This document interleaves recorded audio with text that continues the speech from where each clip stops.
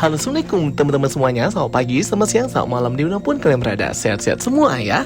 Oke teman-teman semuanya, di video kali ini kita akan ngebahas dan nge-breakdown penjelasan post-credit scene dari film Shazam! Fury of the Gods yang sudah premier hari ini ya, tanggal 15 Maret di Indonesia. Nah kalau di Amerika kayaknya tanggal 17 ya teman-teman. Nah jadi hari ini aku sudah nonton ya teman-teman. Ini dia nih, Shazam! Fury of the Gods. Seperti biasa di Platinum ya guys. Spoiler alert ya untuk kalian semua yang belum nonton film ini, karena post credit scene-nya ini akan major banget spoilernya.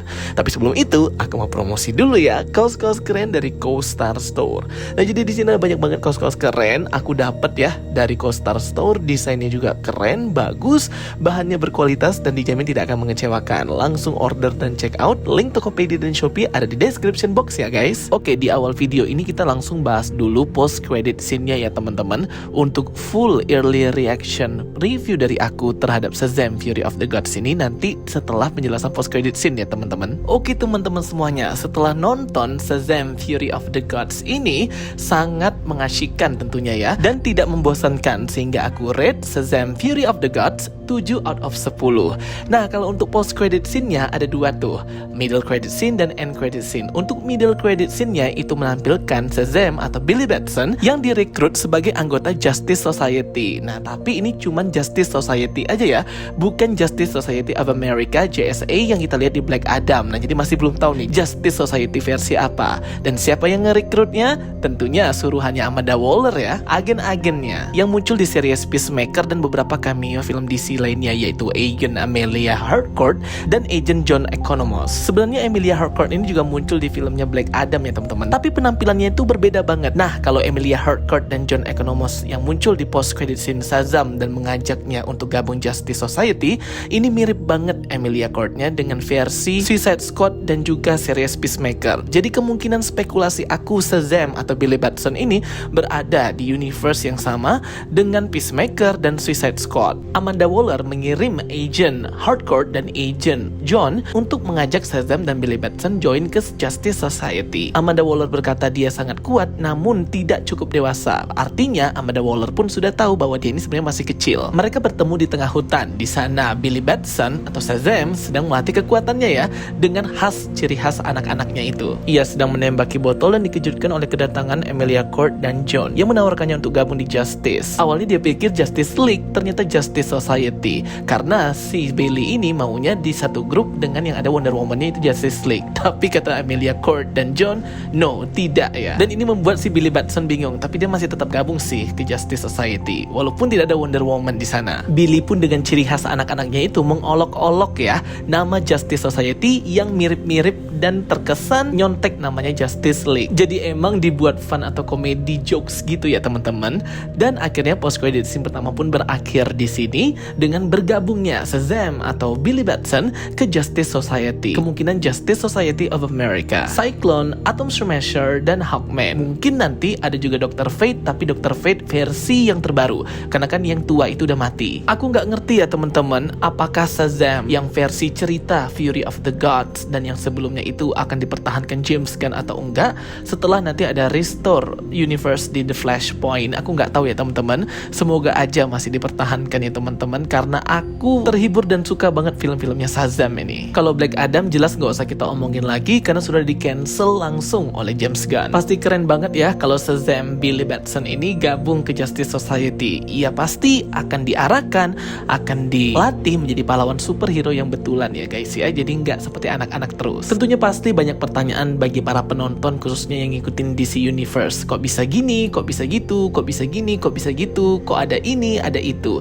Jadi ya sudahlah ya teman-teman ya, namanya juga akan ada restore universe di The Flashpoint. Jadi mungkin kemungkinan apa yang terjadi di film ini dan film-film sebelumnya tidak akan terlalu berpengaruh ke DC Universe masa depannya next di tangannya James Gunn. Oke, untuk post credit scene kedua, end credit scene, ini menampilkan Dr. Sivana yang menjadi big villain di film Shazam yang pertama dengan seekor ulat jahat big villain DC yaitu Mr. Mind. Sebenarnya post credit scene ini juga pernah muncul ya di film Shazam yang pertama. Jadi di film Shazam yang kedua ini dibuat lagi nih, dimunculkan lagi dua villain ini, Mr. Mind dan Dr. Sivana di dalam penjaranya itu. Jadi kita masih nggak tahu nih mau kemana arahnya ini ya teman-teman. Tapi kemungkinan plot dari big big villain Mr. Mind dan Dr. Sivana ini pastinya akan diteruskan lagi kalau memang film Shazam ini akan diteruskan. Oke teman-teman, itu dia ya penjelasan dari aku untuk dua post credit scene yang muncul di film Shazam Fury of the Gods. Yang pertama tadi akhirnya Billy Batson gabung ke Justice Society, dan yang kedua menampilkan Dr. Sivana dan Mr. Mind. Nah, gimana nih menurut kalian? Tulis pendapat kalian di kolom komentar ya. Kalau mau bertanya juga boleh, kita diskusi juga boleh, karena memang ini film banyak banget pertanyaannya ya teman-teman. Jadi kayak gitu. Oke, jadi kalau dari segi filmnya sendiri sama kayak Black Adam ya guys ya. Ini film menghibur, well presentation, adegan fight-nya oke, CGI-nya oke, alur ceritanya ya simple, jelas, nggak rumit, nggak berlibet-libet, berbelit-belit. Jadi ya sebenarnya ya biasa aja dan ya oke-oke aja gitu loh, sama kayak Black Adam. Jadi kalau kita nonton bareng keluarga, anak, siapapun, teman, itu ya terhibur, seru banget, oke, nggak membosankan dan nggak ada yang aneh-aneh. Pokoknya intinya normal-normal aja dan biasa aja gitulah ya. Tapi nggak tahu nih gimana menurut kalian yang sudah nonton hari ini premiernya. Yang aku suka dari film Shazam yang pertama, Shazam yang ini, ialah dia ini menampilkan superhero tapi masih kelakuannya itu bocil atau anak kecil. Jadi kayak lucu gitu ya guys ya. Kayak aneh aja gitu kita yang nonton. Badan mereka besar tapi kelakuannya kayak anak kecil. Jadi berbeda banget deh dengan hero-hero yang kita tonton sebelumnya. Cuman memang ciri khas film DC itu suka tiba-tiba muncul gitu ya teman-teman. Ini kok bisa muncul tiba-tiba di sini, ini kok bisa muncul tiba-tiba di sini, itu kok ada di sana, kok bisa ada di alam ini, kok bisa di alam itu gitu ya. Jadi agak ya sudahlah. Pokoknya aku tidak ada ekspektasi tinggi ketika nonton film Shazam ini. Pokoknya aku pengen terhibur, pokoknya aku pengen nikmatin aja, chill sambil relax, santai gitu ya guys ya.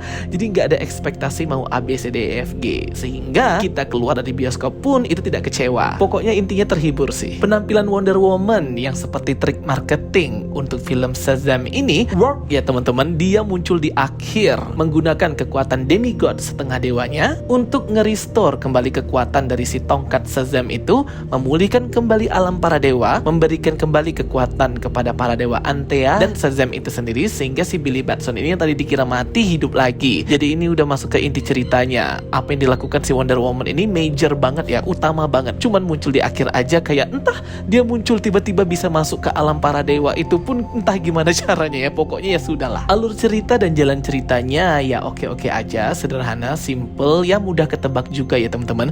Cuman aku ngakak banget pas scene ketika Hespera itu membaca surat yang dikirimkan oleh keluarganya itu untuk menyelamatkan si Freddy ya teman-teman. Sumpah aku ngakak banget itu ya guys ya. Itu adalah momen terlucu dan paling buat aku bisa ketawa sampai berlinang air mata. Nggak tahu kenapa, lucu aja gitu ketika Hespera membaca surat yang ditulis oleh Billy dibantu dengan si pena ajaib Steve. Dan aku suka banget sih ya, kayak merasa terhormat gitu bisa mendengar langsung nama asli si Shazam ini, yang sebenarnya namanya itu, nama superhero-nya adalah Captain Marvel, yang disebutkan oleh kakek-kakek tua di pinggir jalan itu ya ketika terjadi di ending battle tadi. Jadi si Billy ini kebingungan nama superhero-nya apa, karena kan kalau Shazam itu kan adalah mantra sihir pemanggil kekuatannya, jadi nggak bisa disebutin gitu aja, sehingga dia bingung. Nah muncullah nih kakek-kakek tua berteriak Captain Marvel, karena memang kalau untuk versi komiknya sendiri, DC Comic duluan menggunakan nama Captain Marvel, yaitu Shazam itu sendiri Billy Batson. Tapi yang mendaftarkan hak ciptanya untuk nama Captain Marvel itu duluan si Marvel ya guys ya,